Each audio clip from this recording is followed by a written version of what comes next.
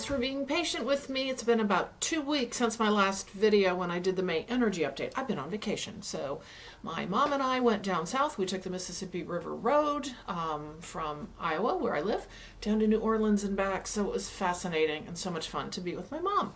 So that's why I have not been available with videos. So anyway, today Jennifer and I have a video for you where, again, keep in mind, these are just conversations we get on Zoom and we decide, gee, should this be a video or not, based on what we talk about. So again, these are just conversations we're having. We interrupt each other a lot.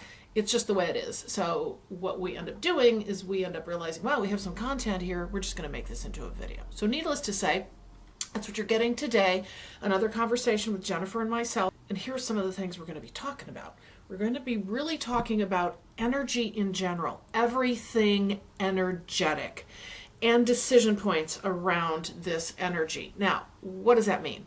So we're going to really be talking about pyramids and pyramid power and the connection to Ascension.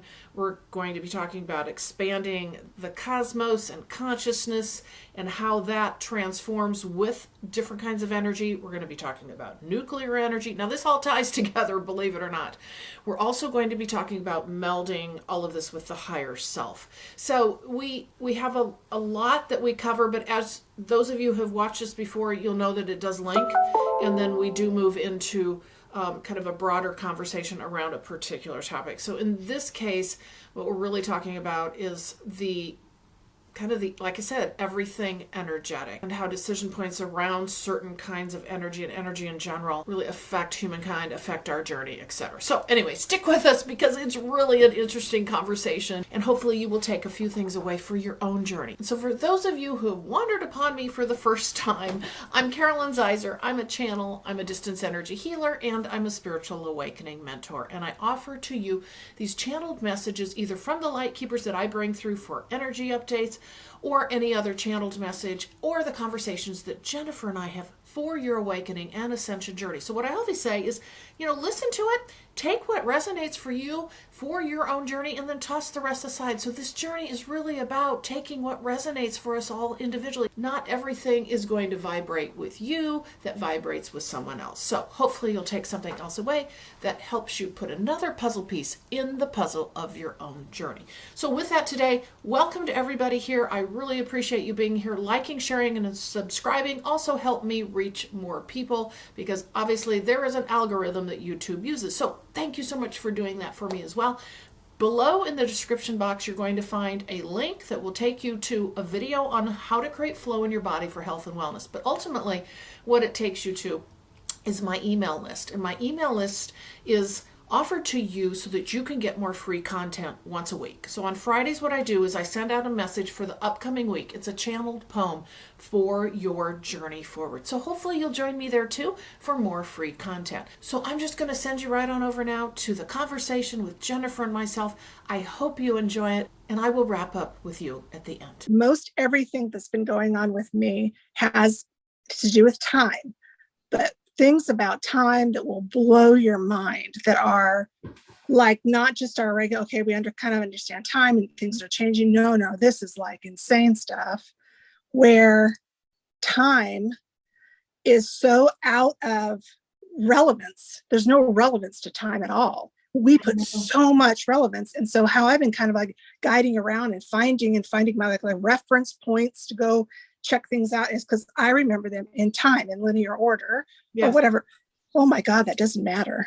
It doesn't matter at all. And it has absolutely no relevance to anything outside of this construct here. This is only a temporary seeming reality. And she knows this. And I'm like, I do? Okay. Okay. Apparently you know the me that knows that, because this girl's like trying to figure it out. Right. Exactly. There's something about this, and I'm trying, because I have, okay, so even when you said that, I saw this again. I had this, like, there's some people that are willing to let go enough to start experiencing the huge up and down of your multidimensional being. Mm-hmm. Some people like to stay grounded in a range. Some people like to just stay grounded in one spot. That's like my husband. Right? He's not going anywhere. Right? Down, up, no, I'm right here. That's it. Right. So I think that's why you get these experiences and others where they can be in this totally 3D hardcore environment. And yet you can have a conversation like that. And you're like, where did you drop in from? Right. Because you and I daily, we just live it. You know what I mean? Yeah. We just live it. Like it, and then all of a sudden they show up and you do this thing like, yeah. I love it. I like to see that come through. I love that part. You know, even though maybe people that allow themselves to go like that, we need somebody who's more grounded, but I love to see that because I feel like we are really missing out when we hold ourselves too hard into focusing into one spot. We need to, you know, learn how to do both. It's interesting though, how, you know, they'll always say, well, the one on the surface bed in the boat is always there if you want to find them. And I'm like, yeah, but the one that's in my face seems to be the one underwater. So I'm trying to figure, how do I, you know, because I'm like you on a lot of this stuff. I'm like, I like this guy, right? This is my match. Totally. And this other one kind of drives me crazy. So why am I, you know? So I think that I agree with you with that. I can see those ranges in a lot of people. I feel like it's so interesting, and it's very trippy when it happens and you're not expecting it to happen. I know. And what do you think that I attribute that sometimes to this is just their higher pushing their way to come through. It is. It's their or is it me doing something? You know what I mean? It's almost like I try to figure out where's that exactly coming from? Whose free will is making that happen, right? I see what you're saying. I think it's a combination of our energy shows up. This is what I'm getting right now. We show up in their energetic vibration. We shift them enough where they have some space for their higher to come in. And then there's like these flips on the screen of things showing up from the higher. That's the visual I've received before. And I just now got the fact that what you just said is we also, because remember, our light, our energy impacts others. That's one of the ways that happens. Yeah. Yeah, see, because, so I've explained to you a lot of times that I will meet with somebody, I will be talking to them and I'll kind of drift off. I'll keep this thing going, but I will drift off and connect to I'm sorry, I'm going to probably have to kick little man out of my room here. He wants to join the conversation, but has no boundaries with his channel. I'm like, be quiet. That doesn't work. Modulate your volume. That actually worked one time. He understood those words. He didn't understand what be quiet meant. Anyway, but like I will connect and I will start telepathically communicating with somebody's higher, but their human's mouth is still moving, having their conversation with me. So that's sometimes how that happens. But then other times they will shift and their higher will start coming out of their mouth. Right. So it will actually come into them and start expressing through their human with my interaction. Yes. But so it's almost like I am opening a wider spectrum. So sometimes I'm having a three-way conversation, but sometimes the higher can get in and we can be having like two-way through our humans.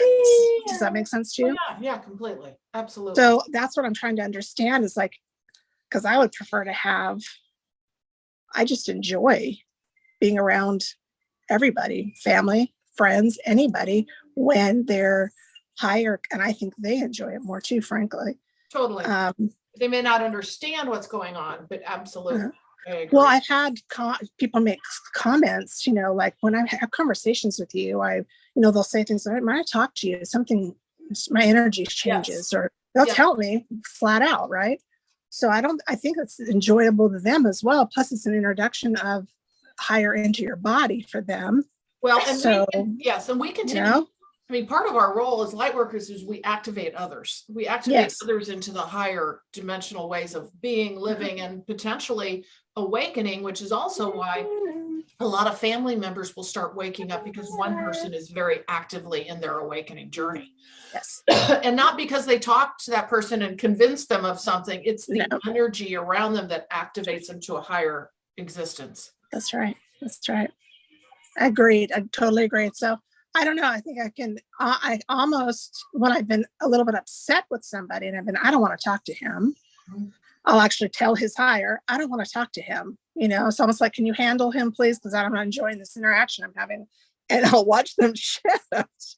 So I'm actually kind of asking, or, in a little bit more of an abrupt way, but I'm wondering if I shouldn't wait until I'm pissed, right? And just say, please bring your higher in, meet me in, and see if maybe just having that out there, which I think I've done that before, actually, at least talking to energetic beings. I've asked to always talk to their highest counter, their highest self, not to talk to anybody. That's a really good practice for people, because if you think about this, because I don't do that and I need to do it as well, when we're in actual interaction outside of spiritual conversation, right? We're just having a regular human interaction, and we're, to your point, we need to all of a sudden say, wait a minute, I need to change this dynamic. I want to change this dynamic. I want to change this kind of conversation, or I want to, and I think if we consciously raise our vibration, to your point, to allow them to meet us at least halfway,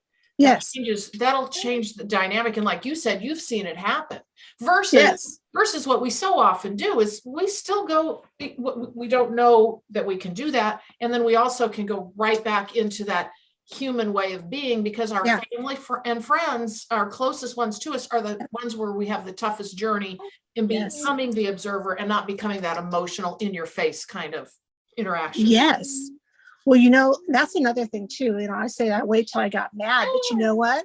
That concept of the fact that I got mad about it is what made me think to ask for it, right? And then I got to see it manifest in front of my eyes. Yes. So I asked I want your higher, because I'm not enjoying the conversation I'm having with this human right now. Right. And so you had enough sense to stop yourself and ask for that. And I watched it happen. So I was angry is what motivated me to do it. Agitated, annoyed, right?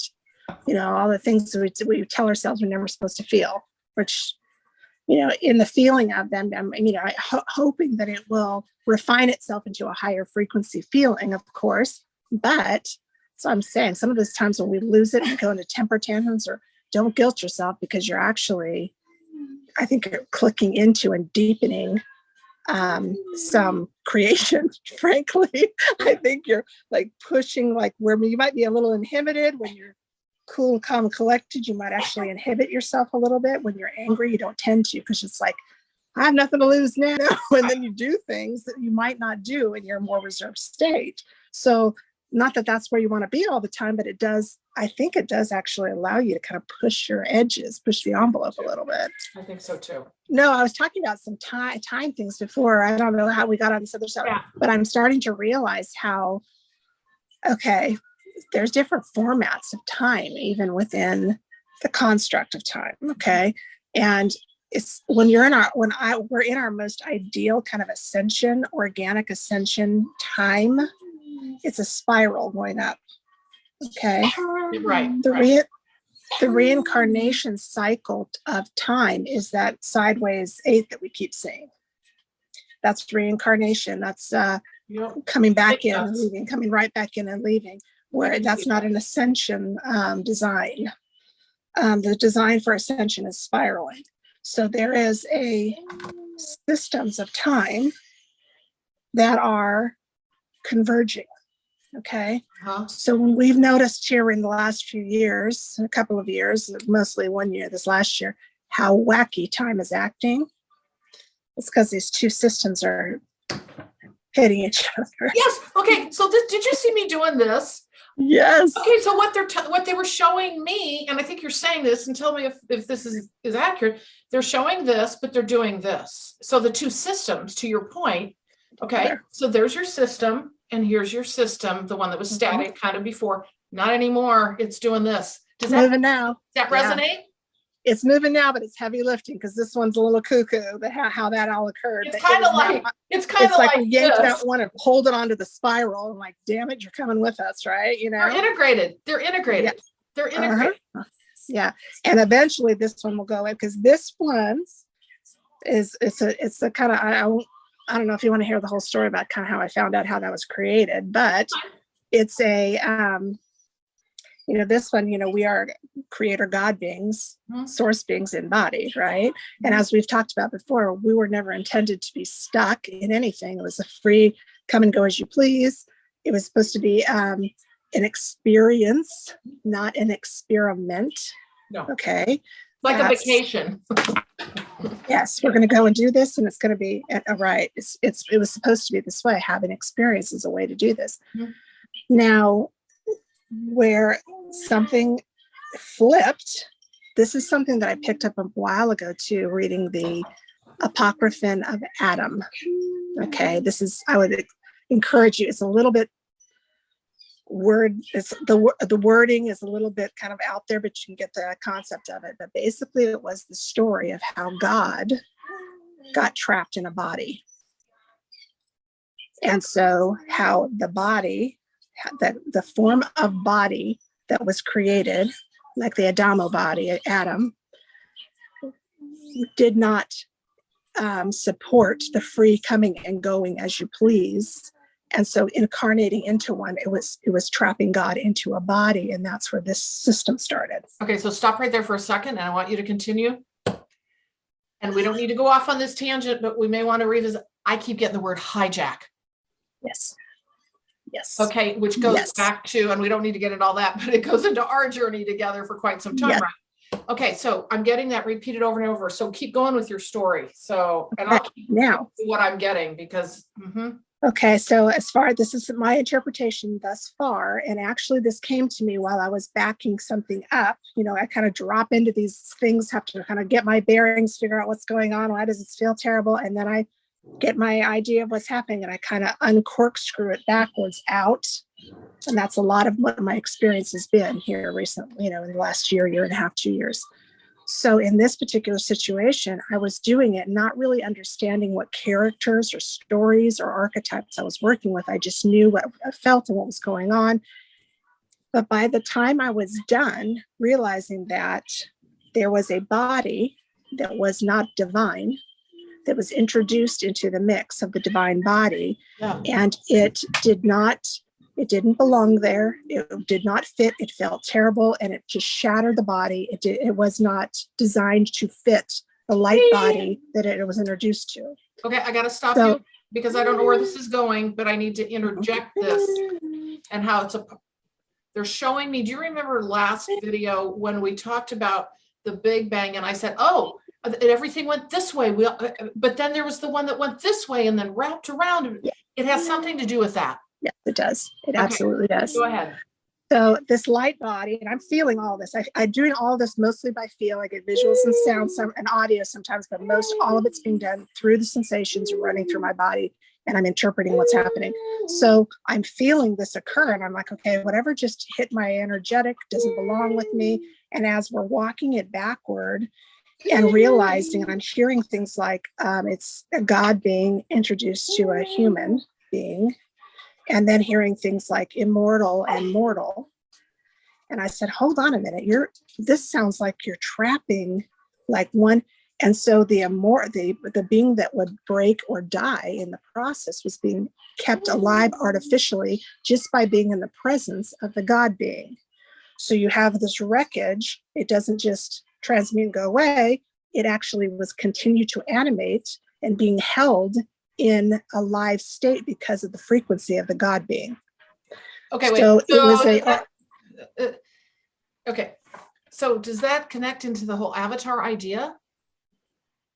A little bit, yes. Yes, it does, because it was kind of, there's a whole other story about seeing Adam in a human body and who came to his rescue, kind of thing. Yeah, there's a whole backstory to this, but the main takeaway, once I started to realize that, okay, you're talking about Adam, and it all had to come in pieces. You're talking about Adam, you're talking about getting trapped in a body, you're talking about, and so I started to realize what this was. I said, oh my God, that sounds like forced reincarnation. Okay, I just heard, bingo. I just heard we were much more free flying, free self-determination, much more and okay. So I'm going to try to articulate this we had much more freedom, much more range, they just said, but this caused they just said confined experience. Does that make sense to you? Yes. And it is much more confined because it not only changed the body, the instrument that you were expressing through, but it changed the entire system. So it was like You're It was talking like, the system, you're talking the system of coming in being human, correct? Just so in case yes. this is a So video. it changed from come and go as you please in a spiral. As you learn, you spiral up, to come in, get trapped, and get stuck in this thing. So Okay. really what we're So it was a talking about, huge divergence between the two. It wasn't just small, it was big. okay, so I just, for if this is a video for people so they Yeah. understand what we're talking about. What we're talking about is the human incarnation experience, the experience as to what was originally meant and was, and then Yes. the experience that we now are coming out of, correct? Yeah. And this was this, oh my goodness, I may have to pause here and take him. Do you want these? Okay. I'm talking about specifically in this particular, how I came upon it was the story of Adam, how Adam was created. That's how I figured it out. And I had the, and then that, you know, how things just pop into my feed on YouTube. Then I had this whole apocryphon of Adam show up. I thought, oh my God, okay, I guess I should read this. And then I was getting contacted a little bit from somebody who I found out later was a Damu from Telos. I think they're inner earth, and that's Adam, basically. But essentially, this is a conversation around how we got to where we are, correct? It's that system of time and what happened. And it's a very, it's kind of a big deal, Carolyn, frankly. I know we're sitting here talking about it like it's not, but in being able to feel it, it was a huge diminishment to our being. Yeah. And there was the way that it happened. It was not only a physical diminishment, it was a mental consciousness diminishment. And then there was a immediate insertion or imposition of a power authority over, which we never had that either. Okay, so they're showing, you know what they said? They showed putting back into a container and a lid on, and then they said put the genie back in the bottle. So it's a metaphor, okay? It's a metaphor of the what you just said, the energy or whatever it was, this system that put us back in, you know what I'm saying? Held us, put the genie back in the bottle. We couldn't be the self we were meant to be. Does that make sense to you? Yes, I'm wondering, they keep referring to Genie, and I always keep seeing the word genome when you say Genie. So I'm wondering if that's even actually where the word gene came from, Genie, genes. Oh, that's that's interesting, because they're showing the you know, I dream of Genie kind of thing. They're showing the what am I trying to say? What is that little, that, you know? Well, it's the genie. Yeah, it's a genie, but I'm not sure what it is. Genie that comes out. But that's like, you know, having the I think at some point when we remember as a God being in that body, we can no longer be entrapped. But it was such a change that it took a minute to figure it out, right? So I don't think that that's necessarily like anything can actually trap your God self, right? Not even a body. No, but what it was giving indication of, I think what they're trying to show is what you just said. Something else came in to put us back into the bottle. If that makes parts. That's gotcha. What I Yes. I don't know if I've ever showed you this. I'm going to do this real quick since it's we took a break. I am in a pyramid right now. Okay. I've been in one of those. Is it copper? This one it's the this one is the white, and it's filled with the sand. It's completely filled with sand and the crystallized sand. Okay. Yes. And then there's a capstone up there that holds it all together, and it was done intuitively. I sent her photographs and video of myself, and she did it into intuitive capstone. I love it. I've been in one of those for a Reiki session before, and it was amazing. It was a different kind of Reiki session. It was super cool. Yeah, and so she's an amazing lady. I'm actually getting some upgrades to this one. There's a shelf you can put in it to charge different items or add energies. And then there's also a caduceus, big long wire wrapped caduceus. You know what I just heard? I just heard you basically end up sitting in your own pyramid. Yes. Oh my God. It's awesome. Yeah. This is coming through so strong. like you're creating your own vortex system in essence. The pure, okay, I'm sorry, I got to keep going, and maybe we'll keep this video because I'm getting a lot of energy. They're showing that it creates a vortex of energy spiraling up through, I have chills, through the top of that little creation you've got. And so now they're showing, and I think you said this, and maybe I'm wrong, but like a shelf system, you said? Like you can put more crystals and more things, right? Yeah, and you can add. See, my intuitive capstone has a bunch of stuff from like my energy. She did it like to attune to me and my stuff. So when I get into it, I'm like getting into my own vortex, my own, right? Yes. But you can add all kinds of stuff to it, and you can also put like your water, different crystals where you want to capture what's happening inside of this thing while you're meditating or whatever, and then wear that crystal around your neck, for instance, when you leave or whatever. So you can add a bunch of stuff. So the shelf system allows you to kind of add and customize while you're in this, right? It's really cool. You know, I'm really getting this is really powerful because they keep showing the pyramids in Egypt, or just in general pyramids, and they're showing it's the same concept.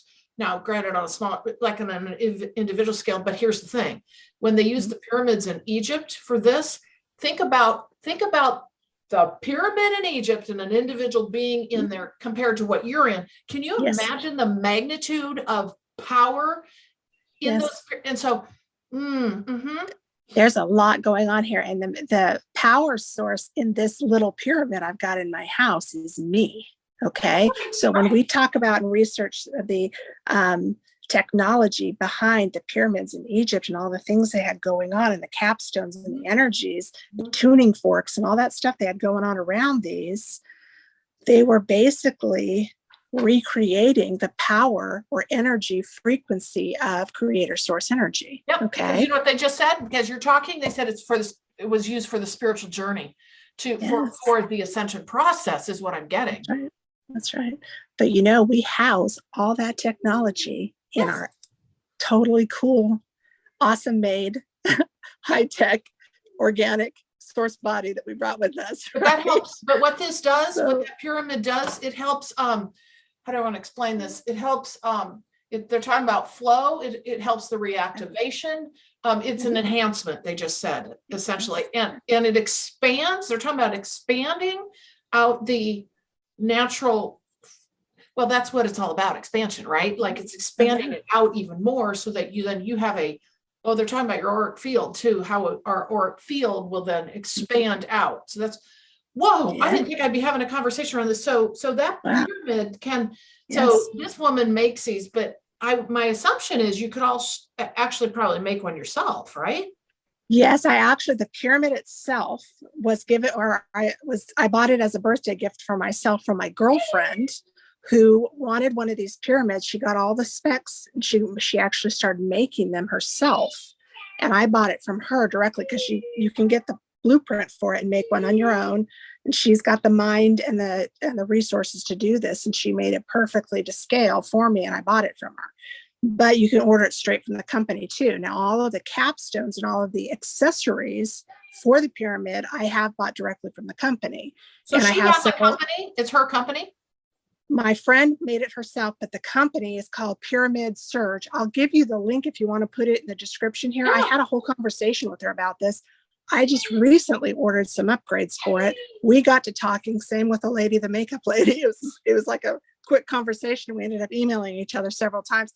We had a very nice, beautiful conversation about several things, but she and I got to say that sometimes I come on here, and I actually do some of my lives under the pyramid, and she offered promo deals to viewers.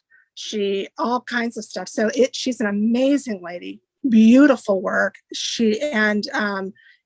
you want to, I'll put this in put it in for the viewers to go check it out too. It's I think it's called the Pyramid Surge, I believe. But I'll give you that. I'll give you the link in the description box if people want to take a look at it, because I'm very much getting they're talking about it's a powerful tool. It is, and it's a nice way to set an environment too. A lot of times we say sacred space. Well, most of the time I would just plop myself down somewhere and meditate, right? But there's something to be said about having a space reserved kind of for it, it gets you into maybe a lot of the spiritual gymnastics you do when you just sit down and try to start meditating. If you have a space already prepared and you sit into it, you get it very quickly and you're right back in alignment, right?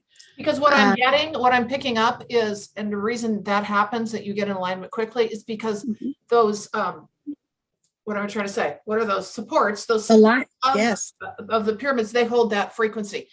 So when you come in there, you basically attuned it to your frequency and that higher dimensional state. And when you come in, you lock in quicker. Yeah. And it's all perfectly precision geometry and measurement in the pyramid's construction itself. So it in itself, by holding a shape, holds a frequency. Yes. So you're just getting into the shape of it. You're already in that. And then you can add other accessories to it, but it immediately helps shift you right back in very, very quickly into an alignment. So I can be in this energy for the extended period of time that it allows. Because, when you're in meditation, sometimes I know we have different experiences. You probably have done this too. Sometimes it's just blackness is really nothing. Your mind kind of keeps wanting to creep in and, do the to-do list or whatever. And then other times you're in and you feel like you've journeyed universes. Oh, totally. Right? Totally. All over the place. And then you kind of come back into your body and you're like, I just was everywhere. Right. Yes. So there's different levels of alignment I think we can get into when we're still awake in meditation in this body.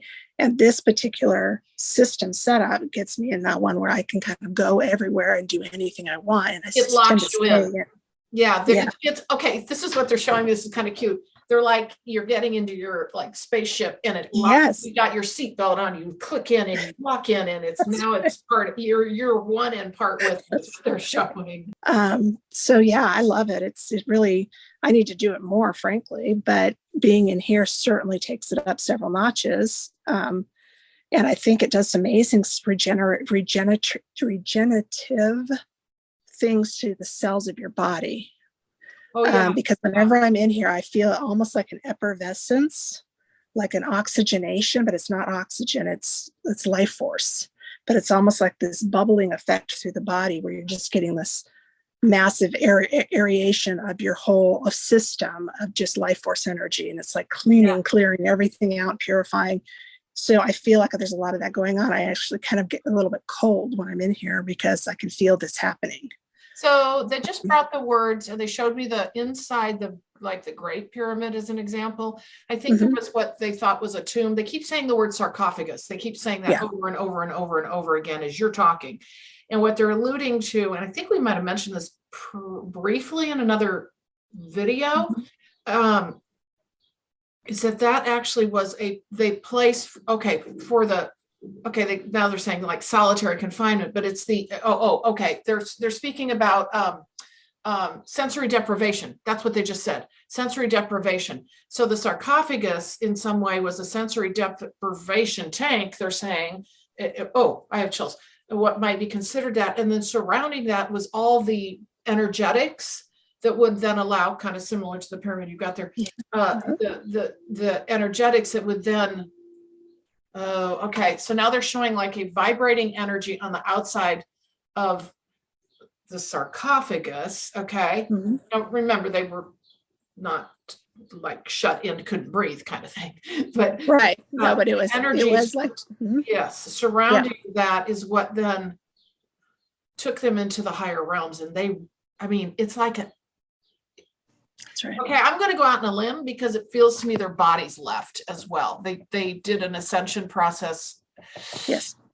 Is that accurate? That's accurate. Yes, that's what they were calling it, a king and queen's chamber. It was actually a ritual where they left the body to like commune with their God self. Okay, I don't know if you remember this. We had this conversation. We were kind of getting information on this because I was saying something happened where they tried to put the Ark of the Covenant in one of the king's chamber, and then there's source energy in that, and they tried to get source up and it kind of had a really awful effect because that plane, the level to which they were reaching to connect, I believe was one plane or one vibrationary collective so-called deity, like the Raw Collective, for instance. And so they were embodied but they were communing, leaving their body to like commune with their God. So basically melding with their higher self in a way.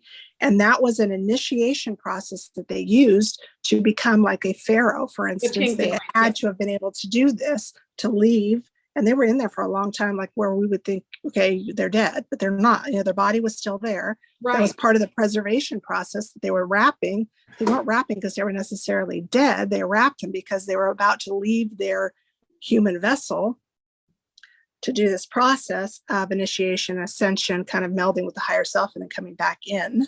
So preserving the body. So what you're getting is, we know there are such things as mummies. We know that. That's a real thing. But what you're saying is they were also wrapped when they were alive to go through the process. Okay. Yes, they were. And that was one of the things Anubis was he wasn't just the afterlife and death. He was actually one of the ones who prepared people for this process. Yes. Okay. It was a high priest in this particular thing.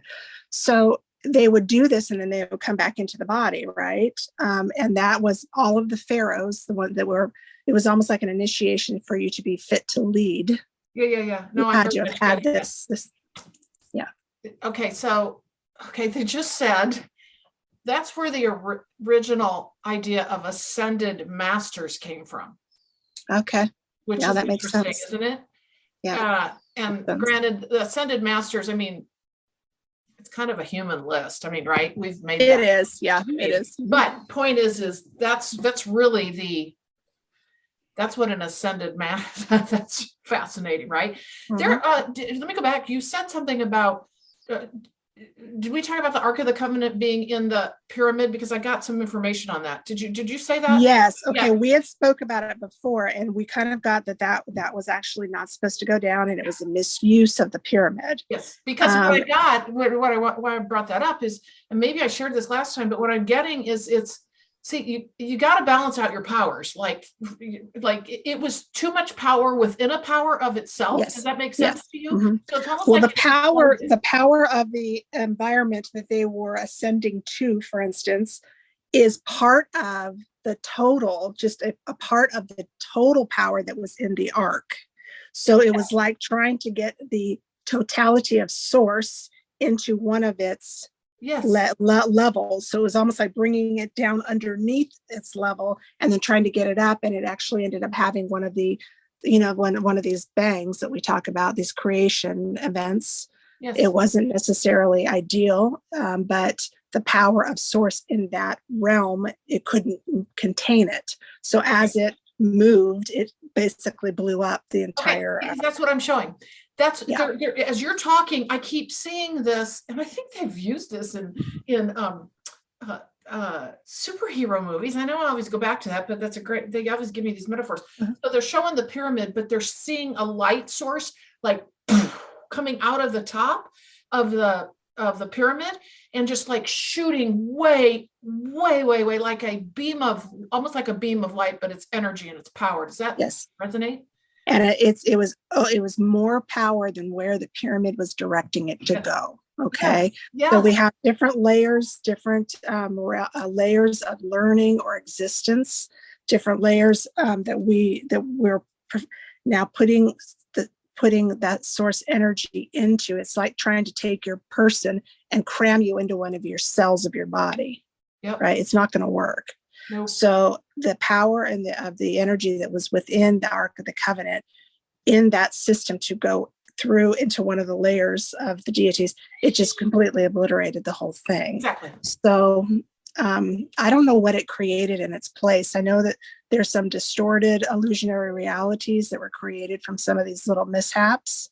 Okay, I just heard something. Okay, black holes.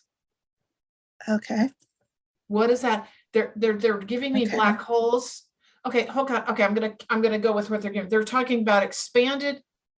Okay, they're talking about, oh wow, this is getting trippy. Expanded consciousness, but they're talking about black holes. Part of that, black holes were created by. It feels like, okay. Black holes are within the cosmos, but what I'm getting is what we just talked about. okay, they're talking about, they're using that as a metaphor, like it contributed to the, oh, I don't know how to explain this. They're showing like a reverberation effect from that happening and that kind of misuse, and that it can shift and change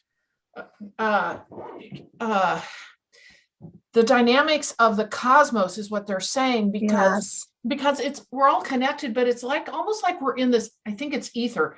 We're in this fluid kind of, we can't see it, but it's, they're showing it. I have a lot of chills.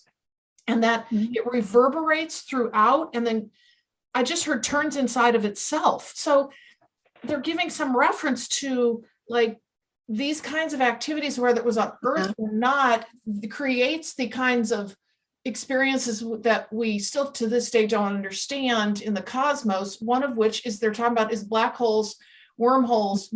They're also talking about portals. But the bigger part of this, wow, I'm really looking up, if you noticed. Yes, it activates your pineal. I think that's, that's why we do that anyway. But very much they're talking about black holes, but they're trying to give some other understanding. I have a lot of energy in me and it's hard to talk right now. They're also giving to me an expanded notion of what black holes, and they're giving, this is interesting. There are other kinds of, well, this ties back to the improper use or the misuse, all right? And so when that we're going to go back, I just want everybody to understand this. So when that beam of energy went up, right, it has the opportunity to, well, they just said expand consciousness, but it also affects the cosmos, because again, I said we're all connected through that ether and that reverberation. And what happens is a lot of the unknown starts to get created, which is black holes. They're also telling me that there are other, and they're showing colors, other colors of hole. They keep showing like a dark green, more like a murky swamp green. But these are all created by, wait a minute, back up to the murky swamp green. Well, okay. Okay, Egyptian. My thought. Sorry, go ahead. Okay, I want to just finish this thought. So then take me there. Then they're talking about all these, they just said the word anomalies, all these anomalies in the cosmos. Okay. Oh, wow. Most of these have actually been created by, and of course, not just Earth, all the other beings by, okay, they just said, and they're trying to explain it simply, reverberations of energy gone wrong. Yes. So, and so it's created new experiences in the cosmos that weren't really there, but it's all about energy turning and morphing into different vehicles and different creations. Does that make sense to you? It totally does. Yes. I mean, my goodness, think about everything we've been dealing with me for the last 2 years about things. Right. Things kind of going off in their own weird way and weird stuff happening, turning inside out. That sounds familiar, doesn't it? Yeah. So go with what you wanted. You said this green thing. I don't know if you remember this. I know that it sounds like a small detail, but I think it's important. You said some kind of murky green color they showed you. Have you ever seen any depictions of Osiris? His skin is always this weird green shade.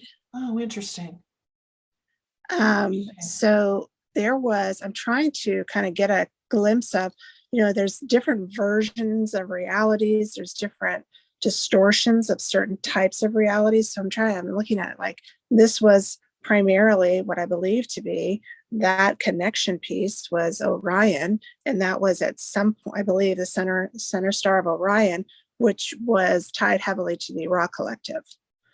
So when this particular event occurred with the source light going up, it exploded and turned it like inside out of itself and created, I don't know if it created alternatives where the original one where that had never happened just continued to exist in parallel, or if it completely changed the whole dynamic of it and they were, it transformed it, or if there's actually, the original one where it didn't happen and then this other one where it did happen. And you know what I'm saying? I'm not totally clear, but I do know there are, and I have spoken to multiple versions of some of the same archetypes or roles that are played within that collective, right?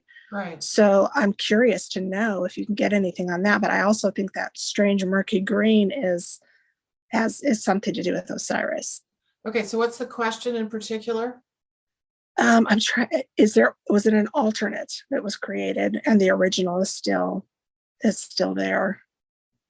Well, you mean an alternate. What I'm getting is these are, I mean, potentially, but what I'm getting is, okay, that this is another thing. This is also ties to why we're such infants in this whole understanding of energy in general and how it can be used to manipulate and created, and then expands the universe and how touchy it can be. And we're, oh, wow. Okay. But they're talking about like individual kinds of things it creates. So how do I want to explain this? It doesn't. So I think it kind of all washes back on each other. But Yes. think about it, say we just talked about something where we kind of thought, oh crap, that sounds a little bit like a catastrophe, right? Right. That happened, that was probably not awesome for most everybody involved. And, did it really need to happen? And we just need to be in this, oh, whatever happens, it's all for the learning experience. I sometimes think, oh no, maybe not. Maybe that shouldn't have happened. Maybe we shouldn't do that. We shouldn't allow that to, perpetuate and cross over into other ones, especially if it was, like they said, a misuse, right? Okay, So I gotta take you somewhere else. Okay, Sure. They just said, because they keep showing this, they keep talking, as you're talking, because this is how I get information. You talk and I get information. So Yeah. they're talking about misuse, but that we're infants in the use of energy. Therefore, certain kinds of energy have not been allowed to us because we don't even understand how expansive it can be. They said nuclear got into the wrong hands. This was not even, okay, so this goes to the entire, if it was to be able to be done over differently, we would still to this day not have nuclear, because we are on the borderline. Well, we've already misused it, right? Mm-hmm. On the borderline of they just said we're always teetering on the brink. They just said always teetering on the brink because there is not, we're not conscious enough to understand the full-on use of the proper use of nuclear.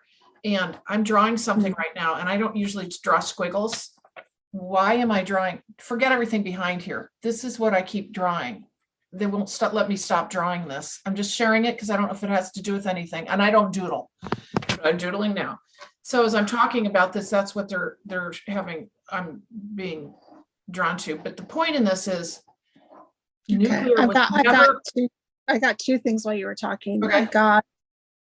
You said nuclear is on, I got that it's already been misused, but as I was saying in the very beginning of this video, I'm realizing how more and more that time doesn't matter. And so I think that we are actually in the energy of whether to misuse it or not, even though we have history where it's been misused. Yes. So I think we're in the decision point energy. Yes, we are. Like from our perspective before, we misused nuclear. So we're balanced right now. I think we're presented with that particular frequency. That's might be where we're sitting now, is on the teetering point. I would agree. You know how they say sometimes they tell us we're rewriting history? Totally. Right now we're making decisions here and rewriting history by our consciousness. And because right now we're doing some nuclear decision making at the moment. And you know why? Because here's the thing. Remember what's happening to every individual in this journey. Our soul fragments are coming back to us. Our past lives. Remember, we've had that video. We're reintegrating into the oneness of us. So all of our timelines, remember that too. Our timelines are doing this and coming back into the oneness. So guess what? All those old memories, remember, this is on a collective scale, and individually people aren't conscious of this, but they're also starting to make new decisions about things because they're bringing back in their old lives, their old timelines, lives that maybe were spent during the days of nuclear and they were involved. And so they're bringing in, and they're even bringing in their future, which we don't even understand. We don't really talk a lot about that. But the point is that then leads to what you're now saying is that's how we're coming to new decision making, is what they just said. Because integration of the oneness. So this is ascension. So the ascension journey is part and parcel of the soul fragments coming back in, the oneness. It's the oneness. It's the working from the inside out, but you got to collect all your parts first, right? And your past are integrating, your soul fragments are integrating. And so those old memories, are, and you can argue, Forget that it's all happening now. It doesn't matter whether it was past or whether there's no time and it's all happening now. It's all collecting into one. Okay. Yes. So Yes. that's why they're saying we're making new decisions. Does that make sense? And I think, yes, and what you were saying earlier about our memories, our lives, past lives, our future, they grouped all of it together and it says your potentials. So they were saying when you take time out of the picture, your past lives, your past, what you did, your memories, or what you might do in the future is all considered potentials. Yes. So you're pulling in all of your potentials, what could happen, all of the potentials are coming back, and you're able to view forward and backward potentials. Yes, because so you're now yes, consciously it's a total aware. decision-making time, right? What do they say? That's one of the things they say all the time, isn't it? Choice time, decision time, making choices. Choice point. Yes. I think that's them. Yes, very much so what we're doing right now. It's funny though, because I came into this today thinking we were going to talk. I had some time concepts and it turned into that, which it's still all in the same ballpark of what we're, we rounded back to time. Okay, there is your video for today. I hope your month of May is going well. It is highly energetic, lots of manifesting happening, kind of fits and starts, but you're starting to kind of feel things clicking and changing as we move into these summer months. I'm not going to go all into that again because we talked a lot about that in the May energy update. We're in the thick of it right now, okay? We're really in the thick of it. So launching forward into summer. I wish you well in the month of May. I will hopefully see you next week with another video. That's the intention now that I'm back from vacation. Again, check out my services, purplerainhealing.com, for all of my services where I work with you one-on-one, whether it be with channeled messages, one-on-one mentoring to help you along in your awakening, ascension, or just your life journey in general, and also distance energy healing. Again, purplerainhealing.com. I would love to work with you, and I'm so happy you're here watching this video. Thank you so much, and I will see you in the next one.